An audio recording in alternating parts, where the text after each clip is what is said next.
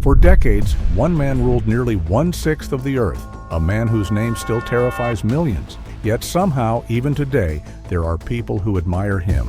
Some call him a monster, others call him a hero. But here is the disturbing question. How can a leader accused of causing the deaths of millions of his own people still be respected, even worshipped? And the deeper you go into Stalin's story, the darker it becomes. Because this was not just a dictator killing enemies. This was a ruler who turned ordinary citizens against each other, who made children fear their own parents, who created a system where a knock on the door at midnight could mean you would never be seen again. Tonight, we uncover the terrifying rise of Joseph Stalin, the man who transformed an entire nation through fear, starvation, labor camps, and mass executions. And by the end of this story, you will understand why history still struggles to answer one chilling question. Was Stalin simply paranoid, or was he one of the most dangerous rulers humanity has ever seen?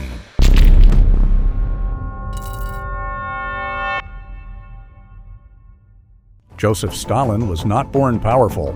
In fact, he was born poor, very poor. He entered the world in 1878 in the small Georgian town of Gori, then part of the Russian Empire. His father was an alcoholic shoemaker. His mother desperately wanted him to become a priest. But young Stalin was different. Quiet, cold, extremely intelligent, and deeply ambitious. As a teenager, he became obsessed with revolutionary politics. At the time, Russia was exploding with anger. Millions were starving. Workers were abused. The royal family lived in luxury while ordinary people suffered. Revolutionary groups promised something radical: equality, justice, a worker's paradise. Stalin joined the Bolsheviks, the revolutionary movement led by Vladimir Lenin. And unlike many intellectual revolutionaries, Stalin was ruthless. He organized robberies, kidnappings, and underground operations for the movement. He understood something early. Power does not belong to the smartest person. It belongs to the most ruthless one. And after the Russian Revolution of 1917, that lesson would change the world forever. When Lenin died in 1924, a brutal power struggle began inside the Soviet leadership. Most people expected Leon Trotsky, a brilliant revolutionary speaker, to take control. But Stalin played a different game. Quietly, patiently, he built alliances behind closed doors. He placed loyal people into powerful positions. He manipulated rivals against each other. And one by one, every opponent disappeared politically. By the late 1920s, Stalin had become the undisputed ruler of the Soviet Union. But here is where things take a terrifying turn, because Stalin did not just want power. He wanted total control, not just over politics, over thoughts, over food, over truth itself. And anyone who threatened that control would pay for it. In 1929, Stalin launched one of the most destructive economic experiments in history: forced collectivization. The Soviet government seized private farms and forced peasants into collective state-controlled agriculture. On paper, it sounded efficient. In reality, it became a catastrophe. Peasants who resisted were labeled kulaks, enemies of the state. Many were executed. Millions were deported. Entire families vanished overnight. And then came the famine, especially in Ukraine. The Soviet government took grain from villages even when people were starving. Soldiers searched homes for hidden food. Borders were sealed so starving families could not escape.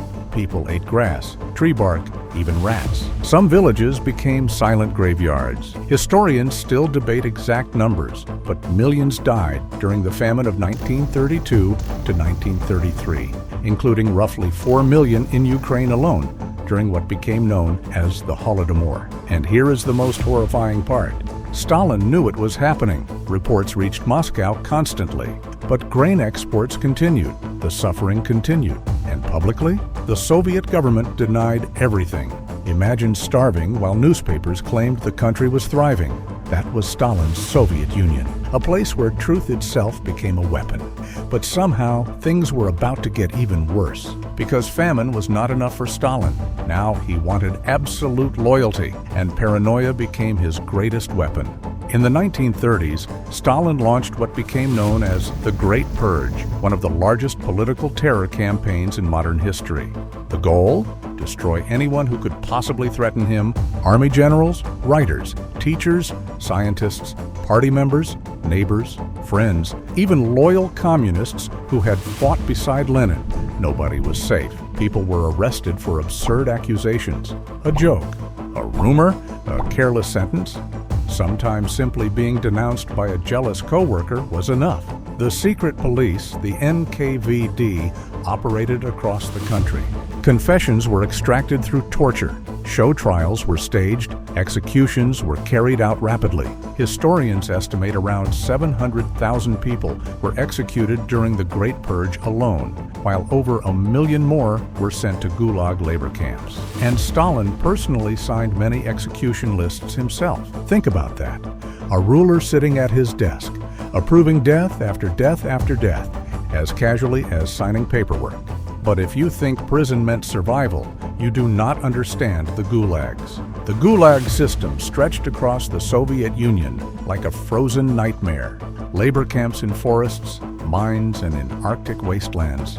Places so cold that exposed skin could freeze within minutes. Prisoners worked until they collapsed. Many died from starvation, disease, exhaustion, or brutal conditions. Some historians estimate around 1.5 to 1.7 million people died within the Gulag system itself between 1930 and 1953.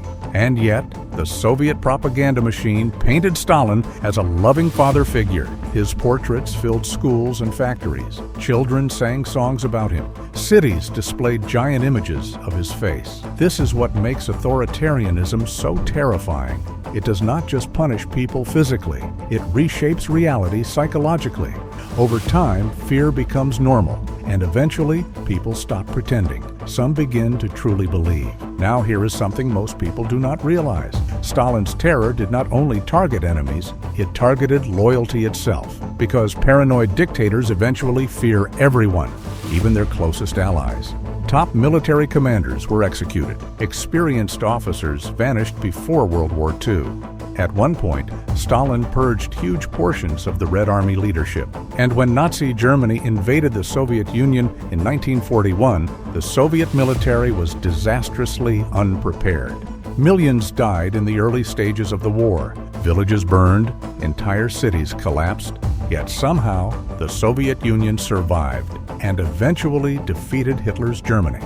This changed Stalin's image forever, because for many Soviet citizens, Stalin became the man who led them to victory during the deadliest war in human history. And this is where history becomes morally complicated, because terrible leaders can still achieve enormous victories. That contradiction still fuels arguments about Stalin even today. But after the war, the terror never truly stopped. More arrests, more deportations, more fear. Doctors were accused of conspiracies. Ethnic groups were forcibly relocated. The state remained built on surveillance and obedience. Then, in 1953, Joseph Stalin died, and something shocking happened. Many people cried, genuinely cried. Not because they were forced to, but because years of propaganda had transformed him into something larger than human. To millions, Stalin was not just a ruler. He was the Soviet Union itself. And that reveals one of the darkest truths in history. If fear lasts long enough, it can slowly turn into devotion. But today, decades later, why do some people still admire him? The answer is uncomfortable, because many remember Stalin not only for terror, but for transforming the Soviet Union into a global superpower. Under his rule, the Union of Soviet Socialist Republics industrialized rapidly. It defeated Nazi Germany. It became one of the world's dominant powers. To supporters, Stalin represents strength, order, and national pride. To critics, he represents mass death, repression, and absolute tyranny. And both sides point to real history. That is what makes Stalin such a disturbing figure. He forces us to confront a terrifying reality about human nature. Can people overlook cruelty if a leader makes their nation powerful? History suggests the answer is yes, more often than we want to admit. And maybe the scariest part of Stalin's story is that it did not begin with mass murder. It began with promises. Promises of equality, security, prosperity, a better future. That is how authoritarianism usually starts. Then fear slowly replaces freedom. Truth becomes controlled. Enemies are invented, and ordinary people become trapped inside a system too powerful to resist. By the time millions are suffering, it is already too late. Today, historians continue debating the exact number of deaths linked to Stalin's rule. Some estimates range between 6 million and 20 million deaths, depending on which famines, purges, deportations, and prison deaths are included. But beyond numbers lies something even more important. Every statistic was a human being, a life erased by a government that demanded absolute obedience. And yet, even after all this, there are still statues, still admirers, still people see him as a hero. Because history is never just about facts. It is about memory, identity, fear, pride, and the stories nations choose to tell themselves. So the next time you hear someone praise absolute power, remember Stalin. Because history shows us something chilling. When one man gains total control over truth, fear, and the state, millions can disappear, and the world may still argue about him decades later. That is the terrifying legacy of Joseph Stalin.